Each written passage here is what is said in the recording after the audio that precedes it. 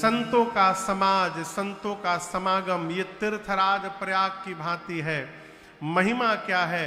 उस प्रयाग में स्नान करने के लिए आपको बड़हलगंज से जाना पड़ता है, और इस प्रयाग में स्नान करने के लिए आपको कहीं जाना नहीं है। संत ही आपके नगर गांव में आकर इस प्रयाग में आपको डुबकी लगवा देते हैं। ये सत्संग की महिमा है। गोस्वामी तुलसीदास जी ने संतों की महिमा गाई, सत्संग की महिमा गाई, भगवत नाम की महिमा गाई, परिकर समाज की वंदन किया, और सबको स्मरण करके बाबा कथा को तीर्थराज प्रयाग ले गए। श्री रामचरितमानस जी में 4 घाट बताए गए हैं। कितने घाट? 4 घाट समझते हैं ना? यहां तालाब, यही तो तालाब थोड़ी बगले में सरजू मैया बह रही है। यहां पर सरजू मैया है ना, वहां घाट बने होंगे। उसी प्रकार सरोवर के किनारे भी घाट होते, तालाब के किनारे। इस श्री रामचरितमानस रूपी सरोवर में 4 घाट बने हैं, और प्रत्येक घाट पर एक कथा कहने वाले वक्ता हैं और कथा सुनने वाले श्रोता हैं। मानस का सबसे पहला घाट काशी जी का 80 घाट है, जहां पर कथावाचक के रूप में पूज्यपाद गोस्वामी तुलसीदास जी हैं, और श्रोता के रूप में गंगा मैया बैठी हैं, अथवा संत समाज है, अथवा गोस्वामी जी का अपना निज मन है। उस घाट से कथा प्रारंभ करके गोस्वामी जी वंदना करते करते आज दूसरे घाट में पहुंचे हैं। यह है तीर्थराज प्रयाग। यहां वक्ता हैं श्री याज्ञवल्क्य ऋषि और श्रोता हैं भरद्वाज जी। बाबा कहते हैं, भरद्वाज मुनि बसहि प्रयागा, भरद्वाज मुनि बसहि प्रयागा, तीनहि राम पद अति अनुरागा, तीनहि राम पद अति अनुरागा,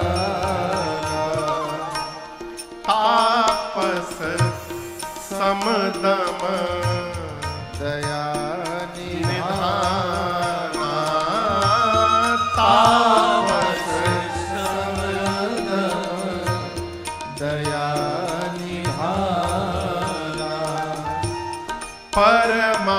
परमारथ पथ परम सुजाना, परमारथ पथ परम सुजाना, माघ मकर गाता रवि जब होई, माघ मकर गाता रवि जब होई, तीर्थपति भाव सब कोई, तीर्थपति भाव सब कोई, तीर्थपति भाव सब कोई। तीर्थराज प्रयाग में एक ऋषि हैं जिनका नाम है श्री भरद्वाज जी। राम जी के चरणों में प्रेम करते हैं, परमार्थ पथ पे चलने वाले पथिक हैं भरद्वाज जी। तपस्वी हैं, समदम से युक्त हैं, दया के भंडार हैं। कहां रहते हैं? कहां रहते हैं? प्रयाग में। मकर संक्रांति कहिया है वो? 14 तारीख को। गोस्वामी जी कहते हैं, माघ मकर गत रवि जब होई। माघ महीने में सूर्य नारायण जब मकर राशि में प्रवेश करते हैं जिसको मकर संक्रांति कहते हैं हम लोग, उस दिन से तीर्थराज प्रयाग में 1 महीने का मेला लगता है। माघी पूर्णिमा ले, ठीक ना, माघ मकर संक्रांति से लेकर के माघी पूर्णिमा तक 1 महीने का मेला लगता है। कहां? प्रयाग में। 14 जनवरी मकर संक्रांति को का छूते हैं हम लोग, दान करते हैं। हाँ, क्या कह रहे हैं? तिल, तिल के लाई, करिया तिल के उज्जर तिल, करिया करिया। क्यों जानते हैं क्यों तिल स्पर्श करके दान देते हैं उस दिन? मकर संक्रांति के दिन भगवान सूर्य अपने पुत्र शनि के घर में जाते हैं। शनि देव भगवान सूर्य के पुत्र है। और आपसे कहें बाबूजी अब बेटा में थोड़ा बनत नहीं है। सूर्य नारायण और शनि में उतना नहीं बनता है, लेकिन काल चक्र ऐसा है कि भगवान सूर्य शनि के घर में प्रवेश करते, पुत्र के घर में।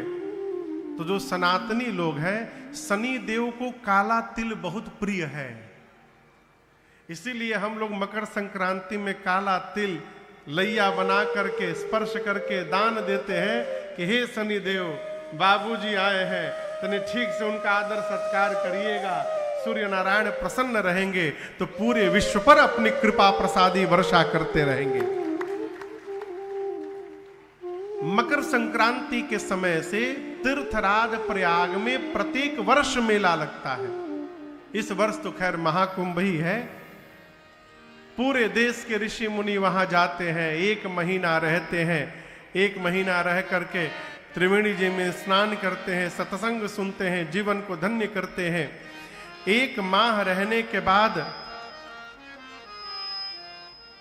जब सारे ऋषि मुनि अपने अपने आश्रम वापस जाने लगे, तो उन ऋषियों के बीच में एक ऋषि हैं जिनका नाम है श्री याज्ञवल्क्य। भरद्वाज जी ने पांव पकड़ करके प्रार्थना पूर्वक उनको रोका है, आश्रम लेकर गए हैं, पूजन किया है, पांव पखारा है। याज्ञवल्क्य ऋषि ने पूछा, भरद्वाज जी आपने मुझे क्यों रोका? भरद्वाज जी बोले, प्रभु मेरे मन में एक संशय है और मैं जानता हूं मेरे संशय को आपको छोड़कर कोई समाप्त नहीं करेगा। याज्ञवल्क्य ऋषि पूछे, क्या संशय है? भरद्वाज जी कहते, प्रभु राम कवन प्रभु पूछऊं तो कहिय बुझाई कृपा निधि मोहि। भरद्वाज जी का सीधा प्रश्न है, प्रभु राम जी कौन है? क्या आप में से कोई है जो राम जी को नहीं जानता है?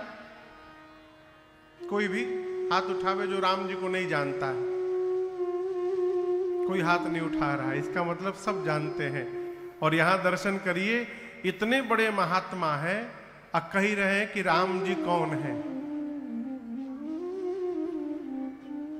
अब इसके आगे की बात समझिए।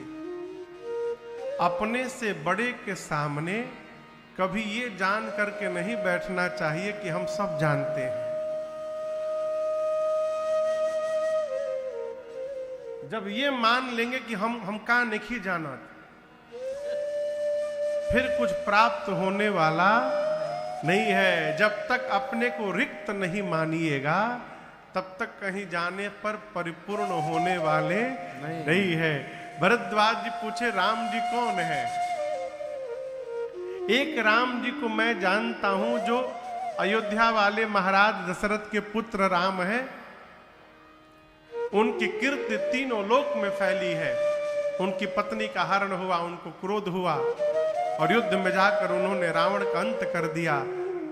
मेरा प्रश्न है, जिन राम जी को मैं जानता हूं, क्या शंकर जी भी उन्हीं राम जी का नाम जपते हैं? प्रभु सोई राम की अपर जाहि जपत त्रिपुरारि सत्य धाम सर्वज्ञ तुम कहु विवेक विचार। श्री भरद्वाज जी का प्रश्न है कि जिन राम जी को मैं जानता हूं, क्या शंकर जी भी उन्हीं राम जी का नाम जपते हैं? क्या ये दोनों राम जी अलग अलग राम जी हैं? आपके भी जीवन में प्रश्न आया होगा कि अयोध्या में जो राम जी जन्मे थे वो कोई दूसरे राम जी थे, असली राम जी जन्म नहीं लेते हैं। आप भी सुने होंगे कभी ना कभी। एक बार मैं गुवाहाटी में कथा गा रहा था, आसाम में, तो जो कथा कराए थे भैया, उनके एक रिश्तेदार आए, जीजा जी थे कि फूफा जी थे, भगवान जाने कोई थे, तो लेके भैया मिलाने आए कि महाराज जी ये मेरे रिश्तेदार हैं। तो मैंने कुर्सी दी बैठने के लिए, बैठे, मिष्ठान खिलाया उनको। फिर हमसे प्रश्न किया कि महाराज आप कौन से राम की कथा गाते हैं? हम बोले 10-12 ठे राम जी है कहा। वो लगे बताने, एक राम का जगत पसारा, एक राम घट घट में बासी, एक राम ये, एक राम वो, एक राम ऐसा, एक राम वैसा। आप कौन वाले राम जी की कथा गाते हैं? मैं सुनता रहा। फिर बोला कि बोल भय आप जी, मिठाई और दें? नहीं, हो गया डायबिटीज है कि बहुत है, खा लिए? हाँ खा लिए। पानी पी लिए। गेट खुला है। पूछे फिर? हम बोले जल्दी भाग लीजिए, गेट बंद नहीं है, खुला है। पानी पी लिए, जल्दी भागिए यहां से। बोले क्यों? बोले आपन दिमाग के कचड़ा हमरे दिमाग में न डालिए, हम कोई डस्टबिन नहीं है कि ई राम की ऊ राम, 12-15 ठे राम आप ही जानिए। हमरे लिए एक ही राम जी पर्याप्त है, दूसरे राम जी की आवश्यकता ही नहीं है मुझे। भटकाने वाले बहुत मिलेंगे, लेकिन भटकिए मत। कोई भटका दे इसके पहले अटक जाइए। यहां अटके रहिएगा तो भटक नहीं पाइएगा। भरद्वाज जी ने प्रश्न किया कि जिन राम जी को मैं जानता हूं, क्या भगवान शंकर भी उन्हीं राम जी का नाम जपते हैं? याज्ञवल्क ऋषि गदगद हो गए, मुस्कुराए। बाबा कहते हैं जाग बलि का बोले मुस्काए, जाग बलि का बोले मुस्काए, तुम ही विदित रघुपति प्रभुताए, तुम ही विदित रघुपति प्रभुताए,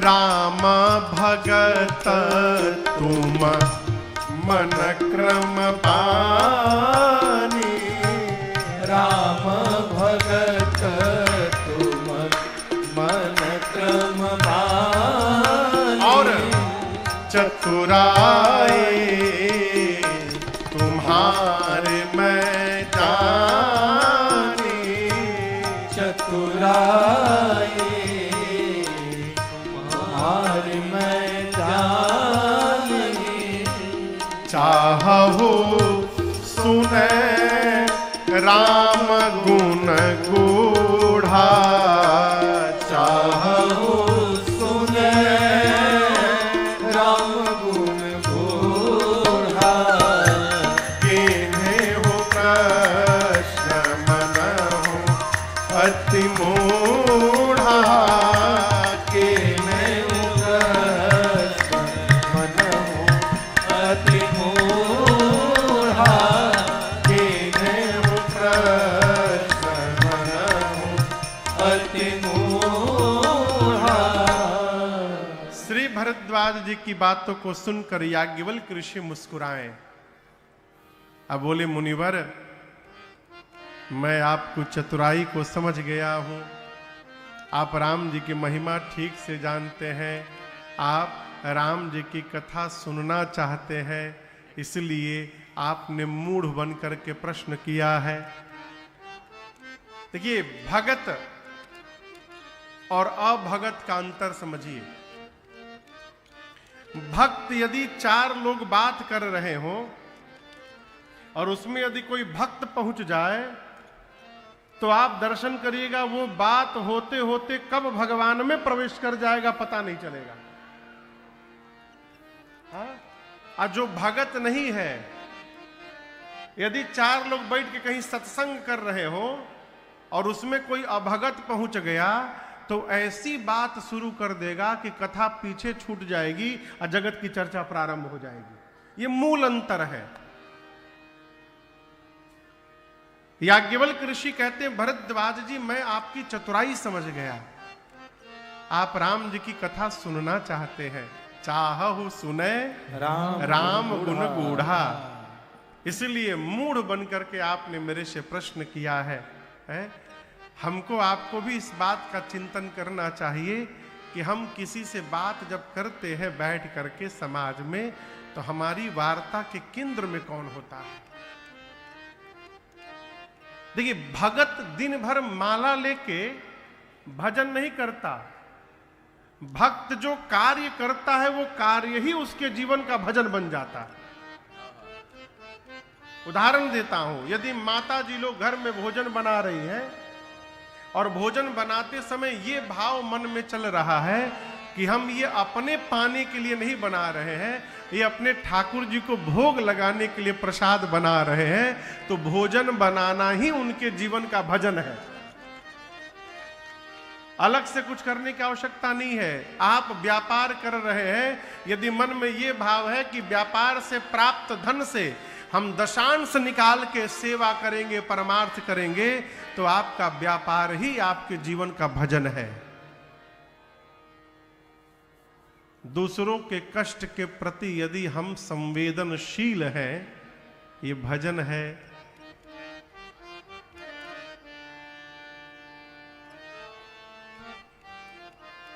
याज्ञवल्क्य ऋषि गदगद हो गए, कहे, भरद्वाज जी, मैं आपकी चतुराई समझ गया, जैसे आपने प्रश्न किया है उसी प्रकार एक बार पार्वती जी ने प्रश्न किया था।